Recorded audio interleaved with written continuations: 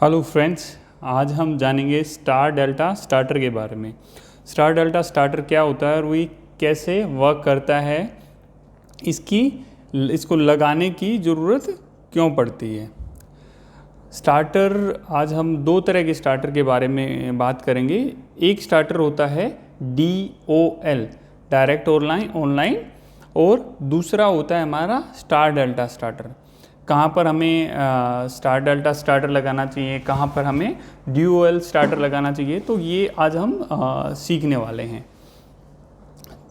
तो जो पहले स्टार्टर के बारे में थोड़ा समझ लेते हैं कि स्टार्टर क्या होता है।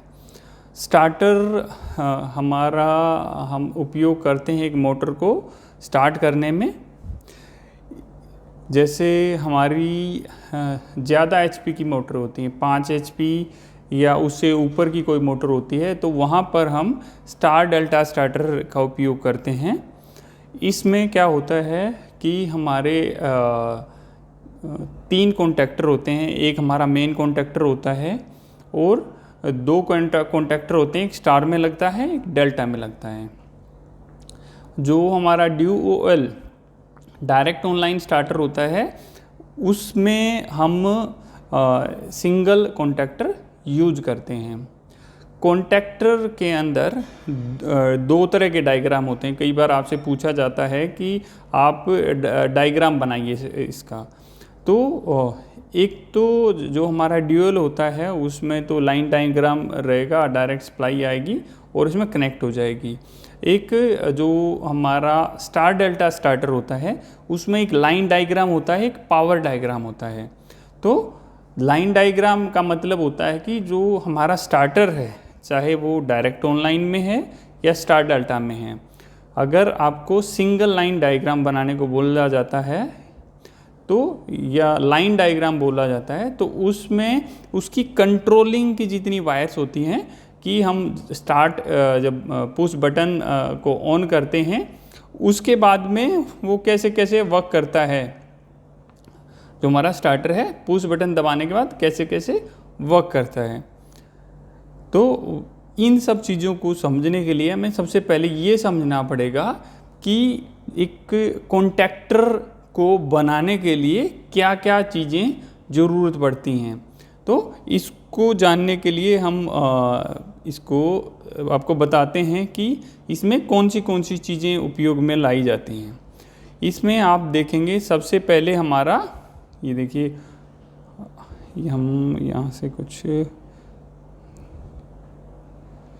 ये देखिए, सबसे पहले यहाँ पर आप देख पा रहे हैं ये ऑन स्विच है। जो ग्रीन स्विच है उसको हम ऑन स्विच में लेते हैं और इसके जो कॉन्टैक्ट होते हैं अंदर वो NO होते हैं। NO का मतलब क्या हो गया कि इसके अंदर जो हमारे 2 तार लगते हैं, इसके अंदर 2 पॉइंट होते हैं। जैसे एक पॉइंट ये हो गया हमारा, एक पॉइंट ये हो गया। अगर इसको दबाया नहीं है, अगर नॉर्मल कंडीशन में अगर मैंने इसको पुश नहीं किया है, तो ये दोनों इसके ऊपर एक जैसे ऐसे इसको हम दबाते हैं, नीचे 2 कॉन्टैक्ट रहते हैं, यहाँ से हमारी तार गई हुई रहती है, यहाँ से हमारी तार जाती है। जब हम इसको पुश करते हैं, जैसे इसको पुश करते हैं, ये NO कंडीशन में है, नॉर्मली ओपन, ये दोनों जुड़े हुए नहीं हैं, मतलब कि नॉर्मली ओपन है। जैसे ही मैं इसको नीचे पुश करूँगा तो इसमें स्प्रिंग होता है, जो हमारा स्विच होता है इसमें स्प्रिंग होता है। जैसे इसको पुश करेंगे तो ये दोनों पत्तियों को शॉर्ट कर देगा यहाँ पे आके, तो NC हो जाएगा।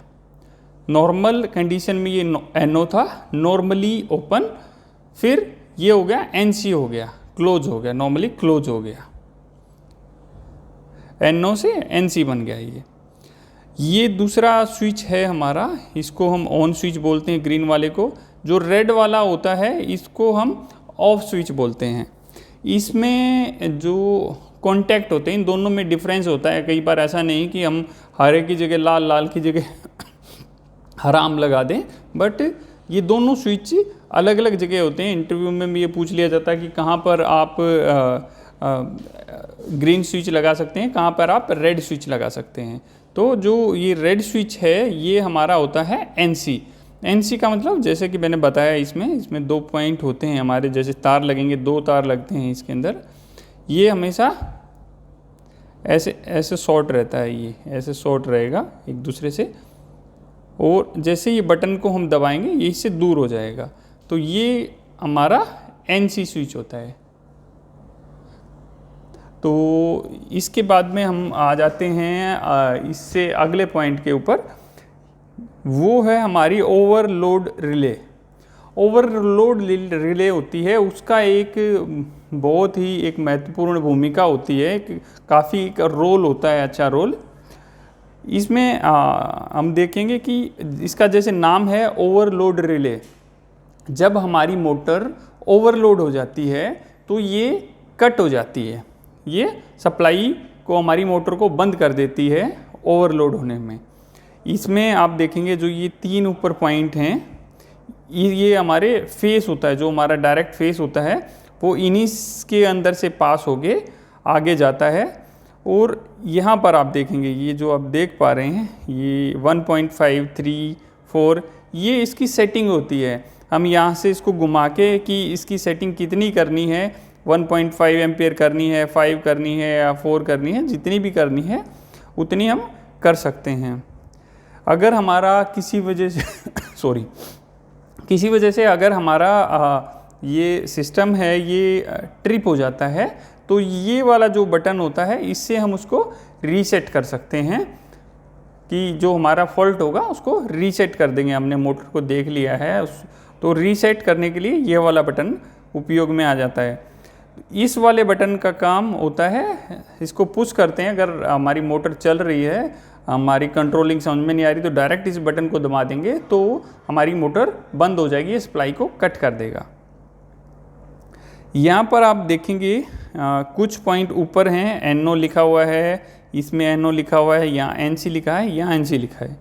तो ये कुछ ऑक्सिलरी पॉइंट होते हैं। जो मैंने बताया ना कि हमारी 2 तरह की पावर होती है, एक पावर डायग्राम होता है, एक लाइन डायग्राम होता है। तो जो नीचे वाला जो स्लॉट है वो तीनों फेस के लिए, R, Y, B के लिए नीचे वाला फेस यूज होता है, और ऊपर जो होती है वो कंट्रोलिंग के लिए हम उपयोग में लाते हैं।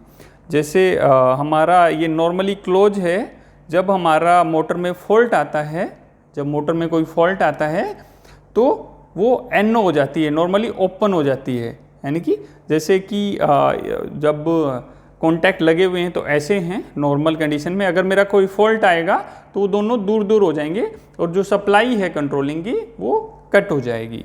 तो जो छोटी छोटी चीज़ें मैं बता रहा हूँ ये काफ़ी इम्पोर्टेंट हैं, और इसको थोड़ा समझने की कोशिश करेंगे तो स्टार डेल्टा कोई बड़ी चीज़ नहीं है। इसलिए मैंने बोला कि सबसे पहले जो इक्विपमेंट हैं उनको समझ लेते हैं कैसे कैसे वो वर्क कर रहे हैं। अभी आता है सिंगल फेस प्रिवेंटर। इसके भी नाम से ही हम समझ पा रहे हैं कि सिंगल फेस प्रिवेंटर, अगर हमारी 3 फेस की मोटर है, अगर उसको सिंगल फेस किसी वजह से मिल जाए तो क्या होगा कि मोटर थोड़ी देर चलेगी और ओवरलोड होके वो जल जाएगी। तो इसीलिए हमें जो अपना सिंगल फेस प्रिवेंटर है वो हम यूज करते हैं। सिंगल फेस प्रिवेंटर में भी क्या होता है कि इसमें भी NO और NC होते हैं। इसके अंदर हमारे 3 फेस जाते हैं, जैसे आप ये 5 पॉइंट देख पा रहे हैं, सॉरी इसमें देखो ये इसमें 3 पॉइंट होते हैं, इसमें डायग्राम में प्रॉपर बना रहता है। 3 पॉइंट में हमारे तीनों फेस इसके अंदर चले जाते हैं, हम तीनों फेस इसके अंदर दे देते हैं, और फिर इसके अंदर से एक NO एक जो पॉइंट रहता है वो NC रहता है, और उसके अंदर से हमारी सप्लाई जो कंट्रोलिंग की सप्लाई है इसको भी कंट्रोलिंग में यूज किया जाता है। तीनों फेस इसके अंदर इसलिए दिए जाते हैं ताकि वो फेस को सेंस कर सके, और कोई फेस नहीं आ रहा है तो सर्किट को क्लोज कर दे। जो इसमें यहाँ पर हमारा NO पॉइंट होगा, जो हमारा NC पॉइंट होगा, नॉर्मली क्लोज पॉइंट होगा, जैसे इसके अंदर ये ऐसे है तो ये दोनों आपस में शॉर्ट होंगे अंदर से। जैसे ही फॉल्ट आएगा तो जो इनके बीच में जिस तरह से जुड़े रहेंगे वो अपने आप हट जाएगा। वो पत्ती रहती वो इस तरह लगी रहती है। जब कोई फेस नहीं आ रहा है तो वो अपने आप ही दूर हो जाती है। MCB ये तो हम नॉर्मली लगाते हैं, अपने कंट्रोलिंग में भी लगाते हैं और मेन पर भी लगाते हैं। कंट्रोलिंग में हम सिंगल पोल की MCB लगाते हैं और हमारा जो ये स्टार्टर होता है उसमें हम 3 पोल की लगाते हैं MCB। तो ये सारी चीज़ें हैं। इसके अलावा एक चीज़ और इसके अंदर यूज करते हैं, फेस सीक्वेंस रिले होती है, उसका उपयोग भी किया जाता है। अगर हमारे फेस चेंज हो गए हैं पीछे से, अगर कुछ सिस्टम की वजह से फेस चेंज हो गए हैं तो वो मोटर को स्टार्ट नहीं करेगा। अगर फेस आपकी चेंज होंगे तो मोटर उल्टी घूमने के चांसेस होते हैं सबसे ज़्यादा। तो इसलिए फेस सीक्वेंस रिले है वो भी हम स्टार्टर में यूज कर सकते हैं। ये है हमारा कॉन्टैक्टर। कॉन्टैक्टर क्या होता है? मेन लाइफलाइन होती है। कॉन्टैक्टर का उपयोग हम सिस्टम को ऑटोमेशन में करते हैं कि ऑटोमेटिक मुझे स्टार्ट करना है, ऑटोमेटिक स्टॉप करना है, या कंट्रोलिंग से मुझे पुश बटन से उसको स्टार्ट करना है या स्टॉप करना है। तो वहाँ पर हम कॉन्टैक्टर का उपयोग करते हैं। इसमें भी 2 तरह के पॉइंट होते हैं। इसमें देखिए आप, कुछ पॉइंट हैं जो ऊपर आपको दिख रहे होंगे, ये देखिए ये सारे पॉइंट हैं। ये इन पे NO नॉर्मली ओपन या NC लिखा रहता है। इनको हम जब कंट्रोलिंग करते हैं तो इंटरलॉकिंग में भी यूज करते हैं और अपने हिसाब से कहाँ पर हमें सप्लाई देनी है, जो स्टार्ट डेल्टा को ऑन ऑफ करने के लिए भी इसका उपयोग करते हैं इंटरलॉकिंग के लिए। तो इसमें जो ऊपर हैं, ऊपर हमारी कंट्रोलिंग की सप्लाई रहती है और जो आप नीचे देख पा रहे हैं यहाँ पर पावर मेन लोड की सप्लाई रहती है कि हमारा एक साइड से यहाँ पर RYB आ जाते हैं और दूसरी साइड से निकल जाते हैं। तो इस चीज़ का आपको ध्यान रखना है कि कहाँ पर आपकी जो कंट्रोल वायरिंग हो रही है, कहाँ पर पावर लाइनिंग हो रही है। तो इस चीज़ को भी देखना है और ये भी एक काफ़ी इम्पोर्टेंट चीज़ है अगर आप एक स्टार डेल्टा के बारे में सीखना चाह रहे हैं। ये इसके बाद में हमारा आ जाता है टाइमर। टाइमर का उपयोग हम करते हैं जैसे कि हमारा जो स्टार डेल्टा मोटर होती है उसमें करते हैं। उसमें सबसे पहले सपोज हमारा मेन और हमारा स्टार में चलती है, उसमें हम सेटिंग कर देते हैं कुछ second, 3 second, 4 second, 5 second, 6 second, ये उतनी सेकंड चलने के बाद में हमारी मोटर अपने आप डेल्टा में चली जाए। जैसे पहले मेन कॉन्टैक्टर तो ऑन हमेशा रहता है, पहले मेन और स्टार में चलेगी, फिर टाइमर उसको कमांड दे के डेल्टा में कर देता है। इसमें जो कंट्रोलिंग होती है, जो वायर इसके अंदर जाते हैं सिर्फ कंट्रोलिंग के वायर जाते हैं, इसमें पावर का कोई वायर नहीं जाता है। अभी मैं आप लोगों को थोड़ा सा समझाने की कोशिश करूंगा कि इसमें कैसे कैसे क्या क्या कनेक्शन होते हैं, कैसे ये काम करता है। सबसे पहले हमारी जो MCB है, MCB से हमने सिंगल फेस प्रिवेंटर में हमारा चला गया। सिंगल फेस प्रिवेंटर में हमारा MCB से फेस, हमारा MCB से फेस गया हमारे सिंगल फेस प्रिवेंटर में। फिर सिंगल फेस प्रिवेंटर से हमारा जाएगा ऑन ऑफ स्विच में जाएगा। तो जो रेड वाला स्विच है वो हमारा ऑफ स्विच है, तो सिंगल फेस प्रिवेंटर से ऑफ स्विच में जाएगा। उसके बाद में हमारा जाएगा ऑन स्विच के अंदर।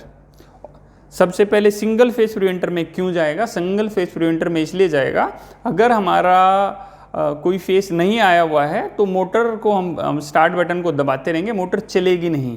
तो सबसे पहले इसमें सेफ्टी हमारी ये वाली लगी हुई है कि हमारी सिंगल फेस प्रिवेंटर हमने सबसे पहले लगा रखा है। फिर हमारा ऑफ स्विच, उसके बाद ऑन स्विच। ऑन स्विच के बाद में जो हमारा जो पावर रहता है वो हमारे कॉन्टैक्टर के में जाएगा, कॉन्टैक्टर की जो इसको ऑन कराने के लिए जो कॉइल रहती है उसके अंदर जाएगा, कॉन्टैक्टर के जहाँ पर हम इसको फेज देते हैं। उसके बाद में जो हमारा जो दोनों स्विच हैं, दोनों स्विच के, चाहे आप ऑफ स्विच के एंड से या ऑन स्विच में जहाँ ऑफ स्विच का तार आया है वहीं से एक तार उठाएंगे और जो हमारा NO है, नॉर्मली ओपन है कॉन्टैक्टर का, उसमें हम दे देंगे। इसके बाद में क्या करेंगे कि फिर NO से, जैसे आप देख पा रहे हैं कि सॉरी, ये यहाँ पर हमने लिया है, ये यहाँ से हमने इसके NO में लिया है और ये इससे यहाँ से फिर ये हमारे इसके जो कॉन्टैक्टर में दो सप्लाई हमें देनी पड़ती हैं कोई किसी भी चीज़ को चलाने के लिए, एक न्यूट्रल और फेस। न्यूट्रल तो हमने यहाँ से डायरेक्ट दे दिया है, फेस हमने इसको यहाँ से दिया है। सबसे पहले तो ये स्टार्ट से यहाँ से आ गया। तो अभी क्या हो गया कि हमारी जो इसकी जो वायरिंग है वो कंप्लीट हो गई है। अभी कैसे कैसे चलेगा वो थोड़ा देख लेते हैं। अगर मेरा MCB से पावर यहाँ पर आ जाती है, ये ओके है, तो ये NC है, नॉर्मली क्लोज है, तो यहाँ से अपने आप ही आगे चली जाएगी। इसको मैं सिंगल टाइम पुश करूँगा, एक बार मैं इसको पुश करूँगा तो मेरे कॉन्टैक्टर ऑन हो जाएगा। सबसे पहले आप यहाँ तक ही समझिए, ये कॉन्टैक्टर हमारा ऑन हो गया है। ऑन होते ही क्या रहेगा कि जो ये वाला कॉन्टैक्टर के साथ में जो ऑक्सिलरी पॉइंट इसके जुड़े हुए हैं, ये भी अपनी जो लोकेशन होगी उसको चेंज करेंगे। तो अभी अगर सबसे पहले हम देखें तो यहाँ से यहाँ ये कनेक्टेड नहीं है। जैसे ही हमारा स्टार्ट बटन दबेगा, कॉन्टैक्टर ऑन होगा, ये NO हमारा NC हो जाएगा और ये सप्लाई यहाँ से घूम के इसके अंदर कंटिन्यू जाने लग जाएगी। अगर मुझे इसको ऑफ़ करना है तो फिर मुझे ऑफ स्विच को दबाना पड़ेगा। यहाँ से सप्लाई कट गई, आगे कोई सप्लाई है नहीं, कॉन्टैक्टर की कॉइल रिलीज हो जाएगी और ये अपने आप ही काम करना बंद कर देगा। फ्रेंड्स, मैं आपको एक लाइव डेमो भी जल्दी ही करके दिखाऊंगा, जिसमें आपको सबसे पहले आप ड्यूअल सीखेंगे, उसके बाद स्टार डेल्टा सीखेंगे। अगर आपको लगा है कि आज इस वीडियो से आपने कुछ सीखा है तो प्लीज़ वीडियो को लाइक कीजिए, शेयर कीजिए और सब्सक्राइब कीजिए। अगर आप कंटिन्यू वीडियो देखना चाहते हैं तो आप बेल आइकॉन को दबाइए और जिससे कि सारे नोटिफिकेशन बेल आइकॉन पे ऑल का पे जाएंगे, तो जितने नोटिफिकेशन होंगे वो आपको मिलेंगे और आप मेरी कंटिन्यू वीडियोस देख पाएंगे। अगर वीडियो आपको काफ़ी अच्छी लगी है तो प्लीज़ इसको अपने व्हाट्सएप ग्रुप में भेजिए, अपने फेसबुक ग्रुप में भेजिए, क्योंकि कहीं न कहीं ये आपको कुछ न कुछ फ़ायदा पहुंचा रही है। आपको पहुंचा रही है तो किसी और को पहुंचाए तो अच्छा रहेगा। तो फ्रेंड्स, मैं आप लोगों से अलविदा लेता हूं। जय हिंद, जय भारत।